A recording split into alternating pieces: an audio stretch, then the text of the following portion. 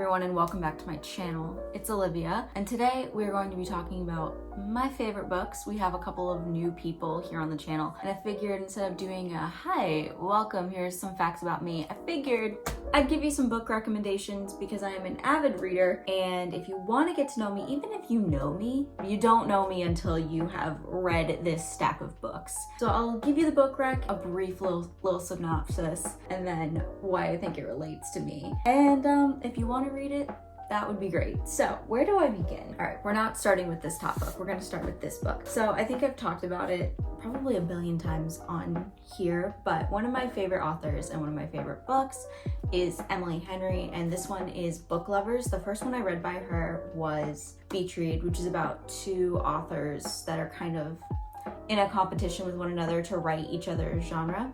That's not what this book is. This book is about, it's been like a year since I've read it, so hang on, I forget character names all the time. So this book is about Nora.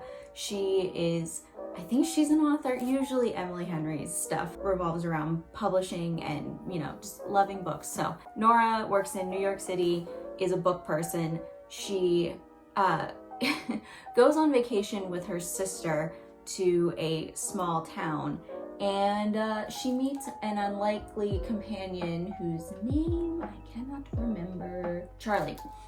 Charlie. She meets Charlie. So the reason that I love this, first of all, I love rom-coms, so this is just full of that. But the reason I like this so much is that as much as it's a rom-com and as much as it's, the worst trope in the world, which is city girl who goes to small town, Emily Henry writes in a way that subverts all the tropes, but mostly the relationship with Nora and her sister is really important, and it stood out to me. And I am an older sister, and I love stories about sibling relationships, particularly ones of an older and younger sister from the older sister's perspective, because that's my perspective on the world. And yeah, I just love this book. I just love Emily Henry so much. Cannot wait for her new book to get to me, but if you really want to get to know me, you'll read this one. We'll do a hardcover. Let's do a hardcover. Okay, so this next one, this is The Invisible Life of Addie LaRue by V.E. Schwab. V.E. Schwab is one of my favorite authors. Actually, I've read 5 of her books. Yeah, 5 of her books.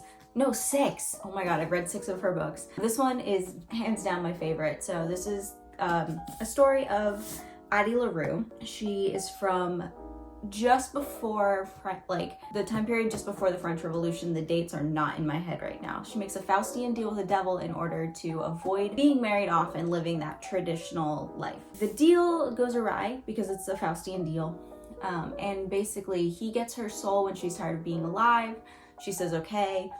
She resolves to live as long as she can. But the trick is that anytime she meets someone, the second they turn away from her, they will forget who she is, immediately.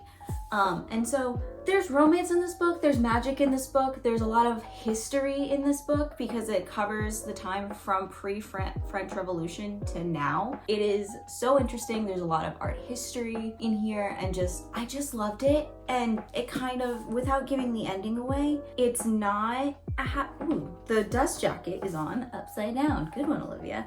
It's not a happy ending in the sense that you would think.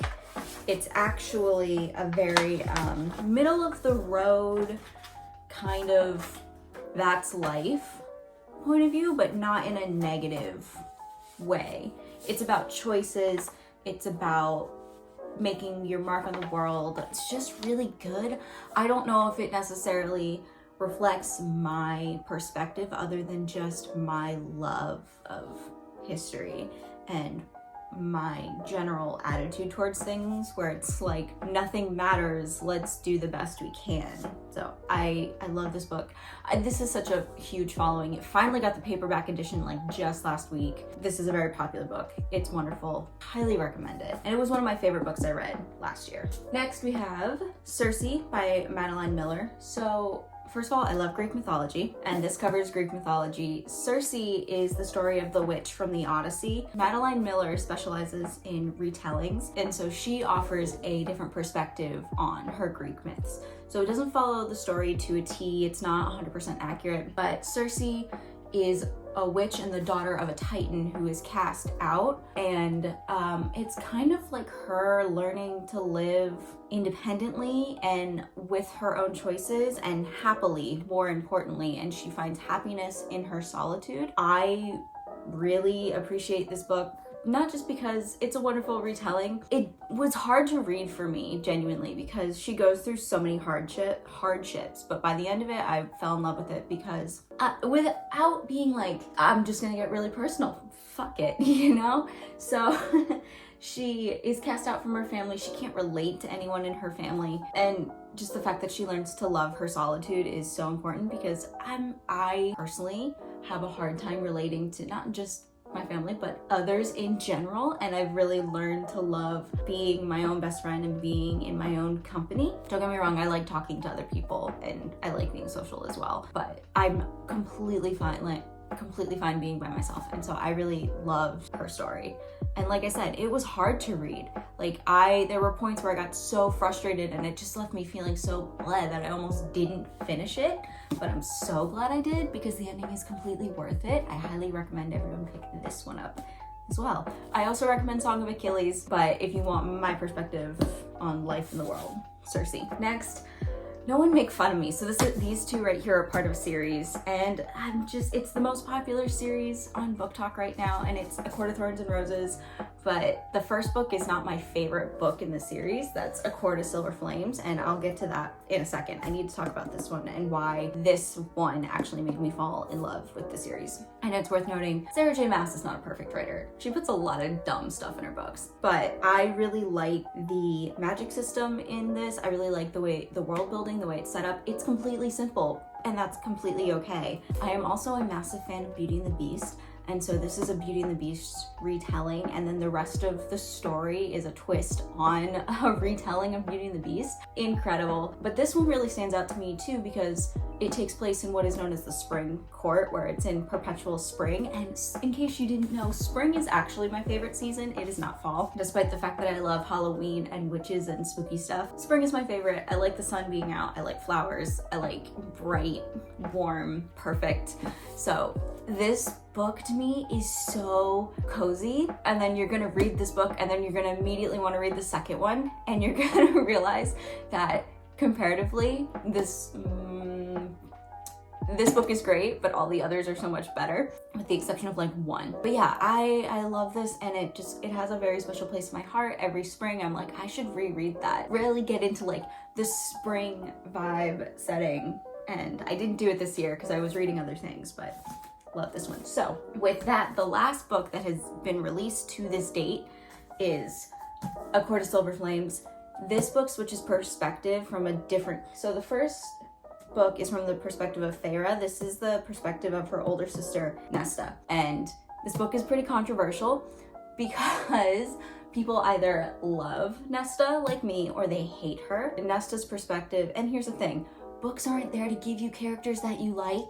They're there to challenge you and to make you think about things, and to, you know, maybe make you view something from another perspective that is not perfectly your own or doesn't perfectly line up with yours.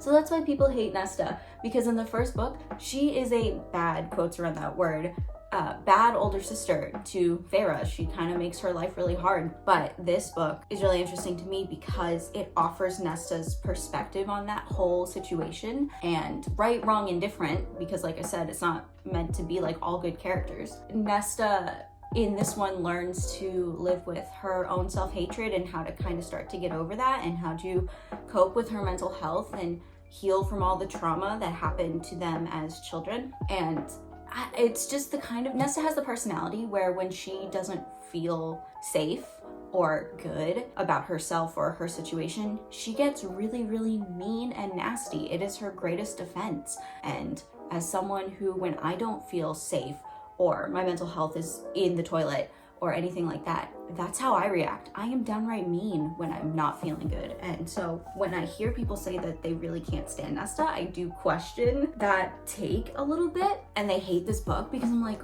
what don't what perspective are you failing to understand? And yeah, I would challenge people who don't like this book to maybe rethink that just for a hot second. It's not a perfect book by any means, but yeah, this one really means something to me. I do have a bookmark in here from one of my favorite parts, because not only does Nesta learn to like love herself, she has this really amazing group of friends that Feyre doesn't have in the rest of the books. And so yeah, it's just my favorite one in the whole series. Heads up though, that book in particular, 18 plus. It's not a kid's book. Same thing goes for book lovers. Actually, any book I recommend to you guys ever, just check the content warnings. It's never, I will say it's young adult if it's young adult, and like safe for kids. How about that? So that's just a thought. And then we're on to my last book. My last book, I've mentioned it a million times. It is my favorite book. If you've been here for a while, you know what I'm about to say. Say it with me now. The Night Circus by Erin Morgenstern. I have loved this book for 6 years now, and I'll tell you how this book came to me. So the year is 2009. This book came out in 2010. So this is a long story. So the year is 2009, and I was deeply in love with Twilight. I finished them around 2010, and I'm looking for another book to read because that's how I fell in love with reading, was Twilight. And I'm not sorry about it. And so then I go to the bookstore with my dad, and I see The Night Circus, and I see that I think one of the reviews was from Stephanie Meyer. Oh no, it's starting to fray. Oh, I'm so sad. It was recommended for Twilight fans, and this is actually far superior to Twilight in every conceivable way. So the book is about two magicians trapped in a battle to the death. And it takes place within a circus. So they're making acts and trying to improve the circus to see who's the better magician. That is such the baseline of this story. It's also a love story. The two of them fall in love despite the odds. It's great. There's a lot of tension, and the way the story is told is circular, and there are other people and other plot lines interwoven with the love story, all culminating in one epic moment. It's not a battle. The ending is really interesting. It's more like a battle of wits, but it also is very much so a love letter to the art of storytelling, and it's just beautiful and magical. And it's such, this book, I've heard people say this book is no plot, just vibes, and for the most part, yeah, the ending has plot, but like it is mostly just vibes. But if you've ever wanted to like feel like Halloween feels, like fall feels, that romantic, mystical, magical feeling, it's this book. It's just so beautifully written. It's so flowery, and I love it so much. I reread it all the time because it just makes me feel cozy. And yeah, but also Erin Morgenstern is from Concord, Massachusetts. I am from Massachusetts, and so she has a character that is from Concord, Massachusetts in it, and the way that during his chapters, the way that she describes the setting, it just reminds me of home. So I love it so much. This is my favorite book of all time. And now that I've spilled my guts, that is all of the books that you should read to get to know me. Let me know your favorite books in the comments, or let me know what books I should read if I want to get to know you. And I will see you guys the next time I feel like making a video. So yeah, have a nice day, guys. Bye.